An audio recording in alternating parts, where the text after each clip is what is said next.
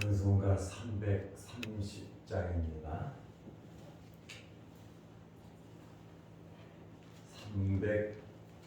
330장. 어두운 밤 시대니 내 짚은 지펴서 잔이슬 맺을 때에 일찍 일어나 해 돋는 아침부터 힘써서 일하라. 일할 수 없는 밤이 속히 오리라. 어두운 밤 시대리니 내 직분 지켜서 일할 때 일하면서 놀지 말아라. 낮에는 수고하나 쉴 때도 오겠네. 일할 수 없는 밤이 속히 오리라. 어두운 밤 시대리니 내 짚은 지켜서 지는 해 비긴 볕에 힘써 일하고 흠이지다 하여서 어둡게 되어도 할 수만 있는 대로 힘써 일하라.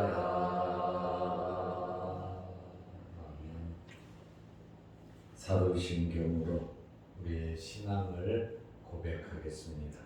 전능하사 천지를 만드신 하나님 아버지를 내가 믿사오며 그 외아들 우리 주 예수 그리스도를 믿사오니 이는 성령으로 잉태하사 동정녀 마리아에게 태어나시고 본디오 빌라도에게 고난을 받으사 십자가에 못 박혀 죽으시고 장사한 지 사흘 만에 죽은 자 가운데서 다시 살아나시며 하늘에 오르사 전능하신 하나님 우편에 앉아 계시다가 저리로서 산자와 죽은 자를 심판하러 오시리라. 성령을 믿사오며 거룩한 공유와 성도가 서로 교통하는 것과 죄를 사하여 주시는 것과 몸이 다시 사는 것과 영원히 사는 것을 믿사옵나이다. 아멘. 마태복음 25장 1절에서 5절 말씀까지 보겠습니다. 그때 천국은 마치 등을 들고 신랑을 맞으러 나간 열 처녀와 같다 하리니 그 중에 다섯은 미련하고 다섯은 슬기 있는지라. 미련한 자들은 등을 가지되 기름을 가지지 아니하고 슬기 있는 자들은 그릇에 기름을 담아 등과 함께 가져갔더니 신랑이 더디 오므로 다 졸며 잘세. 아멘. 5절 말씀까지 보았습니다. 어제까지 마태복음 24장을 보았습니다. 종말의 현상에 대해서 예수님께서 말씀을 하셨고 또 깨어서 준비하면서 살으라고 마태복음 25장에 계속해서 말씀을 하고 계십니다. 마태복음 25장에는 세 가지 비유가 있습니다. 첫째는 열처녀의 비유이고, 둘째는 달란트 비유이고, 셋째는 양과 염소의 비유가 마태복음 25장에 있습니다. 오늘은 열처녀의 비유에 대해서 말씀을 드리려고 합니다. 예수님께서 왜 비유로 말씀을 하셨습니까? 쉽게 이해하도록 현재에 있는 일을 가지고 비유로 말씀을 하셨는데, 비유에는 목적이 있어요. 예를 든 거니까. 그러나 이 비유를 가지고 교리를 만들면 안 된다는 거예요. 이 비유의 목적, 왜 이 비유를 말씀하셨는지 그 비유의 의미를 알아야지. 미련한 사람 5, 슬기로운 사람 5. 그러니까 교회의 절반은 5은 미련하고 5은 슬기 있다. 천국에 갈 사람은 교회 안에 5 반이다. 이렇게 교리를 만들면 안 된다는 거예요. 예수님께서 열처녀의 비유를 말씀하신 그 의미, 그 목적을 우리가 알면 되는 것입니다.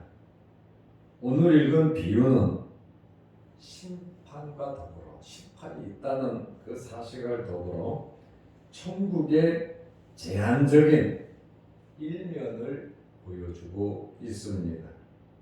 그래서 1절에 보면 그때의 천국은 이 천국에 대한 이야기거든요.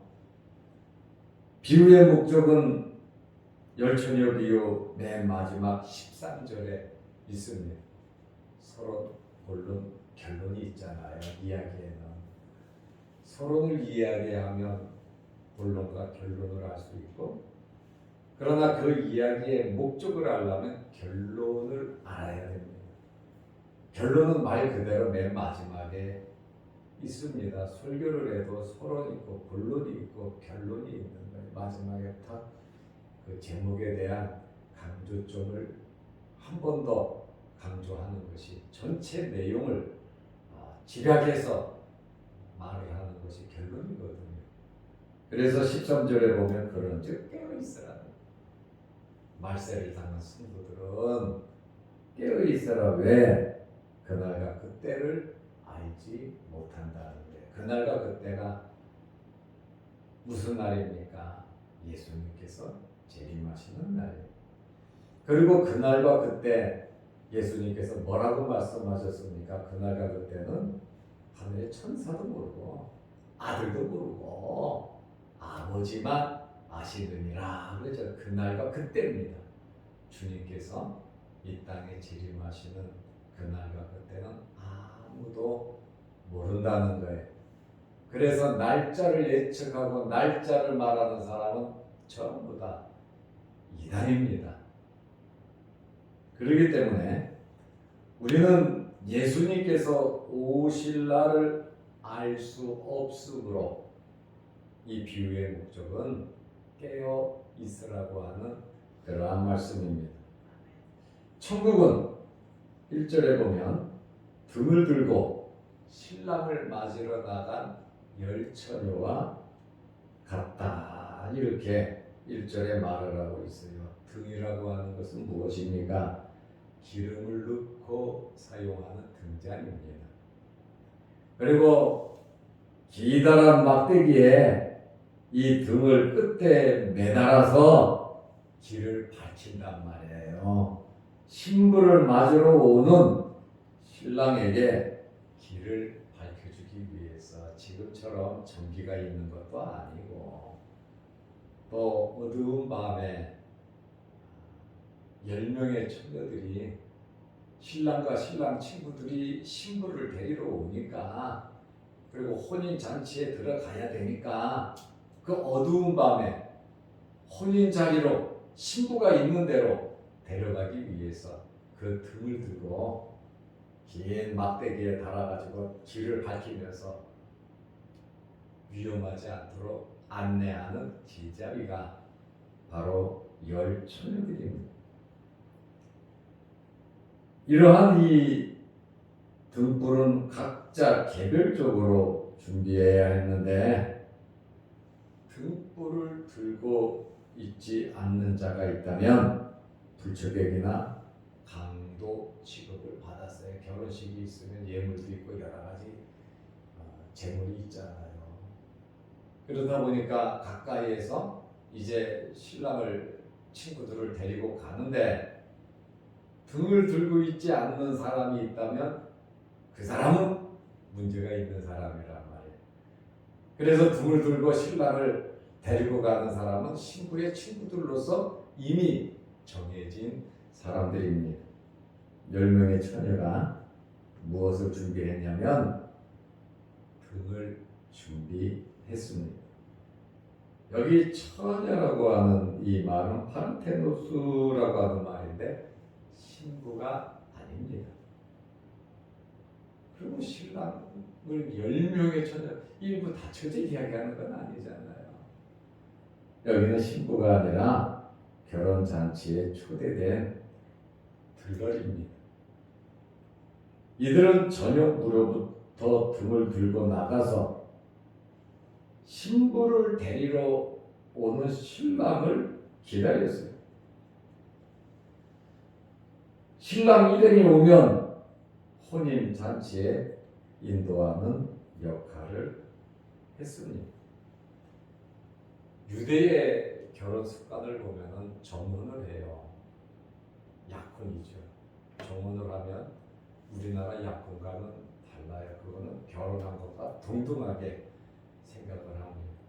정혼을 하면 신랑 집에서 아버지가 결혼식을 준비합니다. 그리고 신부를 데리고 살집도 준비해야 될 거 아니에요. 다 이게 준비하는데 보통 유대인들은 정혼을 하고 1년 만에 결혼식을 합니다. 그래서 보통 정혼한 날 1년 365일 뒤에 해요. 그런데 준비가 그렇게 기계처럼 되는 것은 아니잖아요. 그러다 보니까 며칠 더 늦어질 수도 있다 이거죠. 신부는 오면 얼마 신랑과 그 친구들이 오기를 기다리는 거예요. 신부의 친구들은 들러리로서 신부 곁에서 이제 정혼한 날짜에서 1년이 지나면 약혼하고 1년이 지나면 친구들이 와요. 와갖고 신부들이랑 같이 있어요.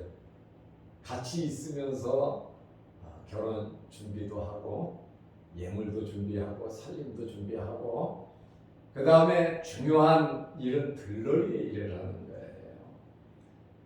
보통 결혼식이 낮에 하는 것이 맞아요. 그러나 유대인들은 저녁에 합니다. 밤에 해요.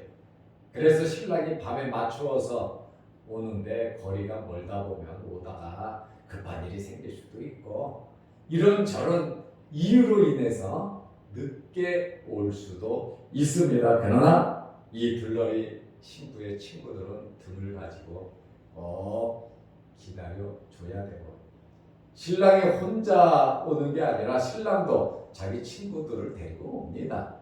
그러면 이 신랑 친구들이 신랑이다 맞으라 하고 소리를 지르면 이 신부 친구들이 등을 들고 나가는 거예요. 그리고 결혼식장으로 데리고 가는 겁니다. 유대인 결혼식은 밤에 진행을 하기 때문에 신랑이 밤에 온다는 거예요. 이 비유를 지금 그 결혼 풍속을 두고 예수님께서 비유로 말씀을 하신 겁니다. 그런데 10명 중에 친구 10명 중에 5은 미련하고 2절에 보니까 5은 슬기 있다고 그랬어요. 이 숫자에는 우리가 관심을 가질 필요가 없어요. 주님의 재림을 기다리는 교회 안의 성도들 중에 슬기로운 자들도 있고 미련한 자들도 있다는 거예요. 미련하다고 하는 이것은 모라이라고 하는 말인데 우둔하다, 올빠졌다 라고 하는 뜻으로 어리석다는 말이에요. 우리가 아이고 이렇게 어리석 실수를 하고 잘못하면 야 너 이렇게 어리석게 했어 이렇게 말하잖아요. 그 말이 바로 모라이, 헬라어로 미련하다는 말이에요. 다섯은 미련함. 여기 슬기롭다라고 하는 것은 프로니모이라고 하는 말인데 지혜롭다, 준비성과 분별력이 있어서 자신의 행동을 스스로 조절하는, 앞을 내다보면서 준비하는, 또 분별력이 있는 그러한 자들이 지혜로운 자다. 예수님 말씀하셨잖아요. 그리스도가 여기 있다 저기 있다 해도 가지 말라. 말세의 현상 중에 거짓 선지자와 거짓 그리스도가 나타나서 할 수만 있으면 택한 자들도 미혹한다 그랬잖아요. 보통 능력 행해가지고 예수라 그럽니까? 예수님 재림했다 그럽니까? 보통 능력 행해가지고서는 사람들이 따라가지 않아요. 그러다 보니까 마귀들도 거짓 선지자, 거짓 그리스도를 세워서 하나님의 백성들을 미혹한다는 거예요. 슬기로운 사람은 그 미혹을 받지 않지만 미련한 자들은 교회를 다니기는 다니는데 눈에 보이는 현상만 보고 쫓아가는 거예요. 우리는 사람 따라가면 안 되고 사람 보면 안 됩니다. 외적인 거 보면 안 됩니다. 오직 하나님의 말씀, 성경 66권, 이 말씀에서 절대로 벗어나서는 안 되는 겁니다. 말씀 외에는 진리가 없습니다. 기도하고 응답 받았다고 환상 보았다고 음성 들었다고 그것이 다가 아니라는 거예요. 그것에 현혹되지 말고 말씀에서 맞느냐 안 맞느냐 우리는 제대로 분별력이 있어야 되는 거예요. 군중심리로 호산나 다윗의 자손이여 하고 예수님을 예루살렘 입성할 때 환영했던 사람들이 예수님을 십자가에 못 박아 죽이라고 또 소리를 질렀단 말이에요. 며칠 만에. 군중심리예요.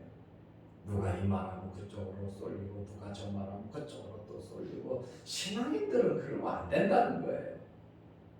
신기를 가지고 말씀 붙잡고 예수 그리스도로 만족하면서 우리는 하나님의 말씀대로 내 자신의 신앙을 지키고 우리의 가정을 지키고 우리의 생업에서 최선을 다하는 그것이 바로 신앙 생활이라는 것이에요.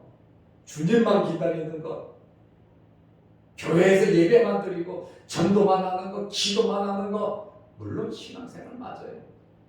가정생활, 사회생활, 친구 만나는 것, 우리가 쉬는 것 자체도 신앙생활의 일부라고 하는 사실입니다. 그래서 우리의 삶은 하나님 앞에서의 삶인 것입니다. 사람 앞에서 사는 거 아니에요. 하나님 앞에서 살아야 되는 거예요. 이렇게 미련한 자의 뜻, 슬기로운 자의 뜻을 말씀드렸어요. 그러면 미련한 자와 슬기로운 자의 차이점을 오늘 성경에서 말을 하고 있어요. 3절에 미련한 자들은 등은 가지되, 등을 가지니까 불빛이 있잖아요. 지금 등을 가지고 신앙을 기다리는 거예요. 그런데 기름을 가지지 아니하고. 슬기 있는 자는 누구냐? 4절 말씀에 보니까 그릇에 기름을 담아 등과 함께 가졌으니. 10명은 목적은 똑같아요. 신랑을 기다리는 거예요. 10명은 다 똑같이 어둠을 밝히기 위해서 등을 가지고 있었습니다. 그런데 문제는 미련한 사람들은 보통 어두워지면 저녁에 오니까 요 등잔에 있는 기름 가지고 충분할 거야. 물론 맞아요. 초저녁에 12시 전에 대부분 옵니다. 그래야 다른 사람들도 결혼식하고 가서 잘 거 아니에요. 어떤 결혼식 일주일 하거든요. 왔다 갔다 할 거 아니에요. 그러나 신랑이 언제 올랜지 오다가 무슨 일이 있으는지 그거는 지체되는 거는 모르잖아요. 어떻게 보면 미련한 자들이 세상적인 관점에서 보면 똑똑해요. 잘 사는 거예요. 그러나 슬기로운 자들은 그릇에 기름을 담아 등과 함께 가졌으니 혹시나 늦게 올 줄 모르니까 시간에 새벽에 올 줄 어떻게 알아? 그러니까 기름이 떨어지면 기름을 부었고 해가 뜰 때까지는, 날이 밝을 때까지는 쓸 수 있도록 완벽하게 5명은 준비를 했다는 거예요. 그 차이 별거 아니에요. 우리가 세상을 살아가면서 우리 마음을 세상에 뺏기면, 사람에게 뺏기면, 물질에게 욕심에 뺏기면, 마귀에게 뺏기면 우리는 어두워지는 거예요. 준비를 하지 못했다라고 하는 거예요. 주님을 바라보면서 정말 믿음으로 말씀대로 살아야 되고 교회를 지켜야 되고 열심히 모범적으로 하나님의 자녀로서 살아야 되는 알기는 아는데, 그래 하는 말 있죠. 육신이 연약해서, 내가 육신이 연약해서 어쩔 수 없이 이렇게 내가 하는 거라고 나중에 후회하고 나중에 심판받는 그러한 일이 생길 수 있다는 거예요. 기왕에 신앙생활 하는 거 여러분 말씀대로 하시기를 바랍니다. 하나님께서 기뻐하시는 대로, 하나님께서 원하시는 대로 내가 조금만 욕심들 부리고 시간을 내서 하나님을 위해서 살아간다면, 주님을 섬긴다면, 빛과 소금이 된다면, 우리가 전도지를 요즘 뿌리지도 못하잖아요. 우리의 삶 속에서 우리 주변 사람들에게 복음을 전하는 것은 우리의 말과 우리의 행동이에요. 그리고 우리의 지갑을 열어서 베풀어야 하나님께서도 기뻐하셔요. 내 거 다 챙기고 뭐 하려고 그러면, 남의 것 가지고 하려고 그러면 안 된다는 거예요. 옥합을 깨면서 하나님께서 기뻐하시는 일들을 사회 속에서, 세상 속에서 친구들을 만나면서 밥도 좀 사고 차도 좀 사고 크고 작은 일 있으면 좀 도와주고 함께 해주고, 이게 기름을 준비하는 것과 같다 그 말이에요. 나를 중심에서 살아간다면 기름이 없어. 하나님의 말씀대로 우리는 준비하면서 살아가야 되는 겁니다. 그래서 이 두 사람들의 차이는 준비성의 차이입니다. 미련한 자들은 등은 준비했지만 예비적인 기름을 준비하지 않았습니다. 슬기 있는 자들은 등과 함께 예비적인 기름을 준비했습니다. 자신들의 임무를 잘 알고 있었다면 신랑이 늦게 올 것을 대비했을 겁니다. 어떤 일, 어떤 환경이 우리에게 생기든지 주님과의 관계는 변함없으시기를 바랍니다. 우리가 절대로 무슨 일이 일어나든지 몸만 불평하지 않아요. 지금 주일날 올해 들어서 11번째 제가 설교 제목이 똑같죠. 원망하고 불평하지 말라. 다음 주 설교하면 12번째 그대로 본문만 틀리고 원망과 불평하지 말자는 제목으로 설교를 하고 있습니다. 여러분, 어떤 환경에서도 감사하고 인내하고 우리는 기도하면서 살아야지 원망 불평해서는 안 된다는 거예요. 그게 해결 방법이 아니라는 그러한 말씀입니다. 우리가 여기 비유해서 알 수 있는 것은 사람들은 모두 다 육신을 입고 있다 보니까 부족하다는 거예요. 연약하다는 거예요. 오늘 5절 말씀에 보면 신랑이 더디어 울어 그랬잖아요. 계획된 시간보다 딜레이 되는 거예요. 좀 늦어지는 거예요.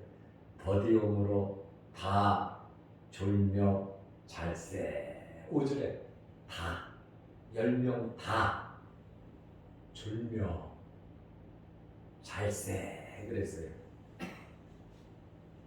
10명 다 졸며 잤어요. 기다리고 기다려도 생각한 시간에 오지 않기 때문입니다. 예수님의 재림도 이와 똑같아요.